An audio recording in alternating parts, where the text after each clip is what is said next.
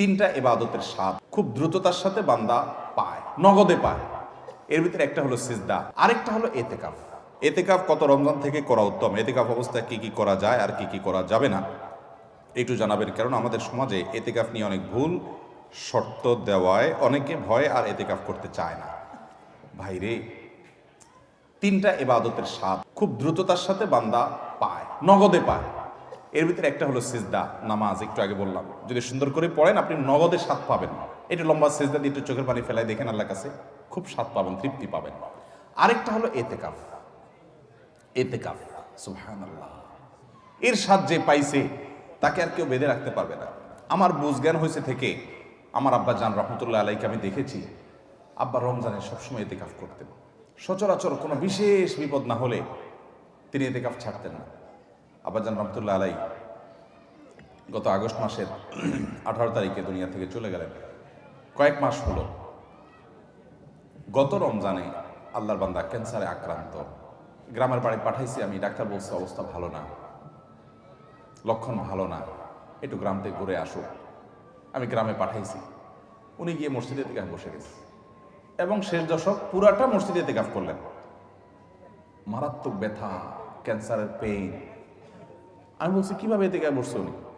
আম্মা বলে যে উনি এতেকাফ বসছে, উনি বলে যে আমি ভালো আছি, তোমাদের টেনশন করা লাগবে না, এতেকাফ ছাড়া আমি থাকতে পারবো না। শেষ দশক পুরোটা এতেকাফ করলেন। আজকের এই রমজানে আল্লাহর বান্দা কবরের বাসিন্দা।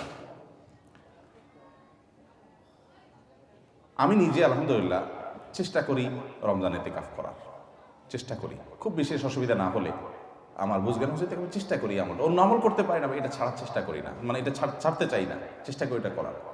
এতেকাফের নগদ স্বাদ পাওয়া যায় ভাই, অভূতপূর্ব এক স্বাদ। যারা করেছেন তারা জানেন।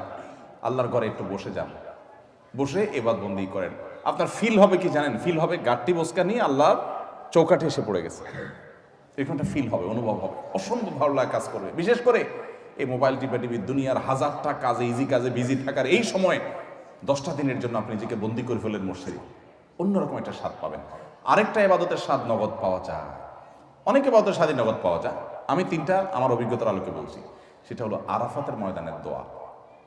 আল্লাহ যাদেরকে তৌফিক দিয়েছেন তারা জানেন কি তৃপ্তি, কি স্বাদ, কি ভালো লাগা। সেই দুপুর থেকে দোয়া একদম সূর্য অস্ত যাওয়া পর পর্যন্ত লম্বা সময়, কয়েক ঘন্টা পর্যন্ত চাইতে চাইতে আল্লাহর কাছে মন ভরে চাওয়া যায়, খুব ভালো লাগে কাজ করে। আল্লাহ আমাদেরকে সব ইবাদতের স্বাদ পাওয়ার তৌফিক দান করুন। তাহলে ভাইরা আমার, এতেকাফ ইনশাআল্লাহ আমরা করবো তো? আল্লাহ চাহেন তো? খুব লজ্জার কথা যে আমাদের দেশের মসজিদগুলোতে এতেকাফের জন্য টাকা দিয়ে লোক ভাড়া করা লাগে, আছে না নাই? আহারে কপাল পড়া রে। নবী করিম সাল্লাল্লাহু আলাইহি সাল্লাম রমজানের রোজা ফরজ হওয়ার পর থেকে নিয়ে তৃতীয় হিজরিতে, দ্বিতীয় বা তৃতীয় হিজরিতে রমজান রোজা ফরজ হওয়ার পর থেকে নিয়ে তার ওয়াফাতের আগ পর্যন্ত একটি বারের জন্য এতেকাফ ছাড়া থাকেন নাই। যে আমলটা নবী করিম সাল্লাল্লাহু আলাইহি সাল্লামের জীবনে একবারও ছাড়েন নাই, আমরা বেশিরভাগ লোক জীবনে একবারও করি নাই। হাত তোলেন দেখি কারা কারা এতেকাফ করছেন মসজিদ 10 দিন রমজানের শেষ 10 দিন ফুল এতেকাফ করছেন, জীবনে একবার হলেও করছেন। যারা হাত তোলেন দেখেন কয়টা হাত উঠছে, গোনা যাবে না। এর মানে হলো ম্যাক্সিমাম মানুষ আমরা জীবনে একবারও করি নাই। যে আমল আমার নবী সাল্লাল্লাহু আলাইহি সাল্লাম জীবনে কখনো ছাড়েন নাই, সেটা আমি কখনো জীবনে একবারও করি নাই। আরে ভাই, চরম শত্রুর সাথেও তো এরকম বিপরীত থাকে না, সেখানে আপনার নবীর সাথে আপনার এরকম বৈপরীত্য। এতেকাফ করবেন তো ইনশাআল্লাহ? আপনি কিসের বিজি? আপনি আমার নবীর চাইতে আপনি বেশি বিজি, যিনি কাফাতুন নাসের কাছে রাসূল হয়ে এসেছেন, যিনি রাহমাতুল লিল আলামিন ছিলেন, গোটা পৃথিবীর মানুষের জিম্মাদারি যার মাথায় ছিল, মদিনা রাষ্ট্রের প্রধান যিনি ছিলেন, শেষ 10 দিন আসছে সব কাজ বন্ধ, মসজিদে এসে পড়ে যেতেন। উনি যদি পারেন, আপনি কি ব্যস্ত? এতেকাফ করবো তো ইনশাআল্লাহ? রমজানের শেষ দশকে এতেকাফ করবেন, সামনের বছর নিয়ত করছেন যারা, হাত তোলেন দেখি। সিরিয়াস যারা নিয়ত করছেন, আল্লাহ আমাদের তৌফিক দান করুন, আর বাকিদেরকে আল্লাহ তাআলা নিয়ত করার তৌফিক দান করুন। এতেকাফ করবো তো ইনশাআল্লাহ? এতেকাফ করার অবস্থা কি কি নিষেধ? এতেকাফের বাইরে আপনার যা যা নিষেধ, এতেকাফ অবস্থায় তা নিষেধ। হারাম কোনো কাজ তো বাইরেও করা যাবে না, মসজিদেও করা যাবে না। তবে এতেকাফরত অবস্থায় আপনি দুনিয়ার কাজ কাম এতেকাফে বসে বসে করবেন না। একান্ত যেটা বাধ্য, আপনার ব্যবসা বাণিজ্য অন্যান্য কাজ যেগুলো না করলে নয়, আপনি মসজিদে বসে ওইটার উপর আপনার ডিপেন্ডেন্ট, আপনার চলতে হয়। আপনি জরুরি 2-4টা কাজ করা লাগলো, সেগুলো করলেন। ওখানে বসে বসে আপনি রীতিমতো এটা দোকান বানায় ফেলবেন না আর কি।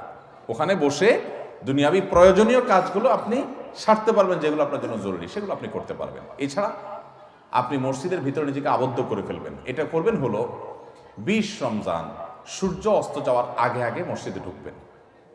20 রমজান সূর্য অস্ত যাওয়ার আগে আগে মসজিদে ঢুকবেন। এরপর থেকে সূর্য ঈদের চাঁদ দেখা যাওয়ার আগ পর্যন্ত মসজিদে থাকবেন। ঈদের চাঁদ দেখা যাওয়ার সংবাদ শুনছেন, এরপর বের হয়ে যাবেন। এই 10 দিন আপনি মসজিদে অবস্থান করবেন, নিজেকে সেখানে আবদ্ধ করে রাখবেন। এবং এর মধ্যে আপনি বাহিরে যাবেন না। বাহিরে যাবেন টয়লেটের জন্য, পেশাব পায়খানা করার জন্য, একান্ত জানা হলো না সেই জন্য যাবেন। এমনকি খাবারটা এনে দেওয়ার লোক থাকলে আপনি বাসায়ও যাবেন না। খাবার এনে দেওয়ার কোনো লোক নাই, কোনো ব্যবস্থা নাই, এরকম কোনো জায়গায় যদি ইতিকাফ করেন তাহলে শুধু খেতে চেয়ে কারোর সাথে কথাবার্তা না বলে সোজা আবার চলে আসবেন, ব্যাস। অর্থাৎ 10 দিন আপনি মসজিদে বন্দি রাখলেন নিজেকে, শুধু বন্দির জন্য, ব্যাস। এ হলো ইতিকাফ।